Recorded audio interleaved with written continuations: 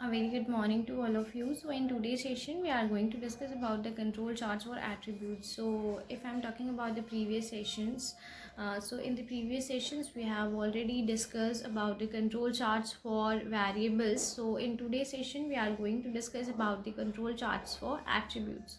As I told you, when I'm talking about the control charts for variable, that if we can do the numerical calculation, or you can say that if we can measure your quantity in the numerical term, so in that case we are using the control charts for variable. But in some cases it is not possible to measure your quality in the numerical terms. So whenever it is not possible to measure your quality in the numerical terms, so in that place we are using control charts for attributes. All right, so attributes charts are basically a set of control charts specifying design for attribute data, that is count data. Attribute charts monitor the process location and variation over time in a single chart. It means that basically the attribute charts आपके वो control charts होते हैं जो आपके attribute data को show करते हैं. Attribute data means your qualitative data, the data which we cannot express in a numerical term. So उस type का जितना भी data होता है आपका, वो data हम किसकी help से show करते हैं? वो data सारा हम control charts और attributes की help से show करते हैं.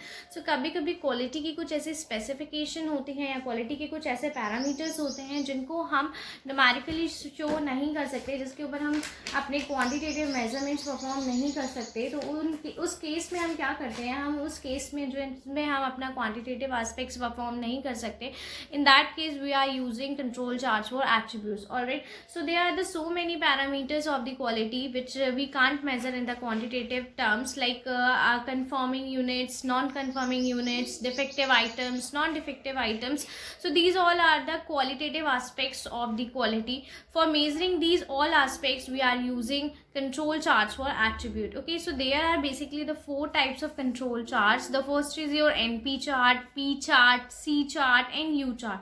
So from starting with the P chart, कि basically आपका P chart क्या होता है?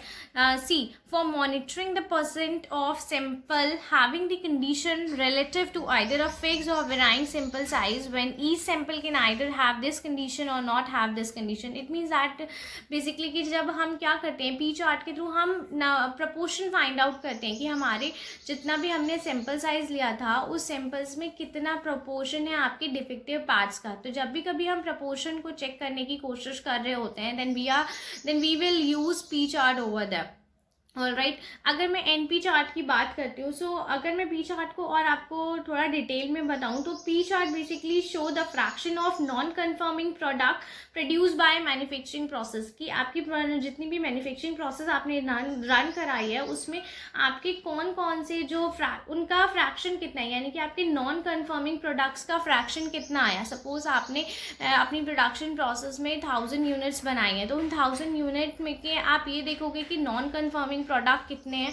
सपोज 20 आपके नॉन कन्फर्मिंग प्रोडक्ट हो गए, देन हम क्या करते हैं उसका प्रपोर्शन फाइंड आउट करने की कोशिश करते हैं कि हमारे टोटल जो लॉट साइज है उसमें से हमारे जो नॉन कन्फर्मिंग प्रोडक्ट्स निकल के आए हैं उनका पोर्शन कितना है. तो जब भी हम प्रपोर्शन को फाइंड आउट करने की कोशिश करते हैं then we will use P chart over there. Alright, see if I am talking about the NP chart, तो NP chart is similar to the P chart. So NP chart show the non-conforming at it is almost similar to P charts, कि आपका जो भी NP charts होते हैं वो भी क्या करते हैं आपके non conforming products होते हैं आपके ड्यूरिंग द मैन्युफैक्चरिंग प्रोसेस, उसी को शो करने के लिए आपके यूज़ किए जाते हैं.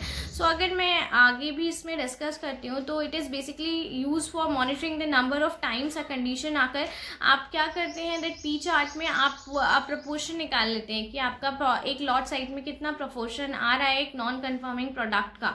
बट NP चार्ट्स में हम क्या करते हैं, NP चार्ट्स में हम ये फाइंड आउट करने की कोशिश करते हैं कि द सेम सिचुएशन जो हमारी P चार्ट्स में है कि कितने डिफेक्ट्स आ रहे हैं, वो डिफेक्ट्स वो सेम सिचुएशन कितनी बार हो रही है आपकी ऑर्गेनाइजेशन में. तो for monitoring the number of times a condition occur relative to constant sample size, कि आपके कांस्टेंट सैम्पल साइज के रिगार्डिंग पर्टिकुलर कंडीशन कितनी बार हैपनिंग हो रही है, ये हम NP चार्ट्स की हेल्प से फाइंड आउट करते हैं. Okay, when each sample can either have this condition और नॉट हैव दिस कंडीशन, ये भी हम एनपी चार्ट्स की हेल्प से शो करते हैं कि आपका जो भी आपके सैम्पल्स हैं वो सारे सैम्पल्स के साथ ये कंडीशंस हो रही है या फिर नहीं हो रही है. सो बेसिकली जब इस टाइप की कंडीशंस को हमें चेक करना होता है then we will use NP chart over that. ठीक है. Now talking about the C chart. C chart is basically use for showing the number of defects and you can say that non-conformities produced by the manufacturing process. ठीक है. Like C chart is basically, हम अगर सी chart को बोलते हैं तो हम इसे काउंट चार्ट भी बोलते हैं कि आपके नंबर ऑफ डिफेक्ट्स कितने आ रहे हैं एक पर्टिकुलर प्रोसेस में, उस चीज़ को काउंट करने के लिए हम सी चार्ट का यूज़ करते हैं. तो for monitoring the number of times a condition occur relatively into the constant sample size when each sample can have more than one instance of a condition. It means that basically कि जब भी आपका जो भी sample size हम test कर रहे होते हैं या जिस भी हम मैन्युफैक्चरिंग लॉट को टेस्ट कर रहे होते हैं, हमें ये देखना होता है कि यहाँ पे हम नंबर ऑफ डिफेक्ट्स को काउंट करते हैं कि बेसिकली कितने डिफेक्ट आ रहे हैं, एंड देन हम उस डिफेक्ट को काउंट करने के बाद जो बाकी की हमारी प्रोसेस रन हो रही है मैन्युफैक्चरिंग में, हम उसमें भी देखते हैं कि सिमिलर डिफेक्ट्स बाकी की प्रोसेस में भी आ रहे हैं या कुछ कंडीशंस में डिफरेंस है. तो जब भी नंबर ऑफ डिफेक्ट्स को काउंट करने के लिए हम यूज़ करते हैं वहाँ हम सी चार्ट का यूज़ करते हैं. ठीक. The next is your U chart for monitoring the present of sample having the condition relatively to either fixed और varying sample size when each sample can have more than one instance of the condition. It means that basically C chart, ये U chart basically आपकी non conformities को show करते हैं कि per unit में या पर लॉट में आपकी नॉन कन्फॉर्मिटीज़ कितनी आ रही हैं और जो भी आपकी मैन्युफैक्चरिंग प्रोसेस रन हो रही है उसमें टोटल आपकी नॉन कन्फॉर्मिटीज़ कितनी फाइंड आउट होकर आ रही हैं, ये सब हम यू चार्ट की हेल्प से शो करते हैं. तो बेसिकली इस चार्ट का यूज़ मॉनिटर करने के लिए किया जाता है कि आपका जो भी सैम्पल साइज आ रहा है उसके साथ क्या क्या कंडीशंस हो रही हैं, कितनी नॉन कन्फॉर्मिटीज़ निकल के आ रही हैं, और वो जो नॉन कन्फॉर्मिटीज़ निकल के आ रही हैं वो फिक्स्ड है या फिर वेराई कर रही है according to the sample size. तो ये सारी चीज़ें हम यू चार्ट की हेल्प से हम फाइंड आउट करते हैं. सो बेसिकली हमारे यहाँ पे जो भी कंट्रोल चार्ट्स और एट्रीब्यूट्स थे वो मैंने आपको बताया. सो आई थिंक आपको ये सारे कंट्रोल चार्ट्स और एट्रीब्यूट्स समझ में आए होंगे. सो यहाँ पे अगर मैं एट्रीब्यूट्स की बात कर रही हूँ तो आपको 2-4 टर्म्स ही यहाँ पे सुनने को मिलेंगी. That is conformity, non conformity, defective, non defective. So when we are using all these terms in the case of the quality, it means that we will use control charts for attribute for the measurement of the quality. So I think आपको control charts for attribute समझ में आए होंगे. In the next video we will discuss about the calculation of the various types of control charts for attribute. Thank you. Have a good day.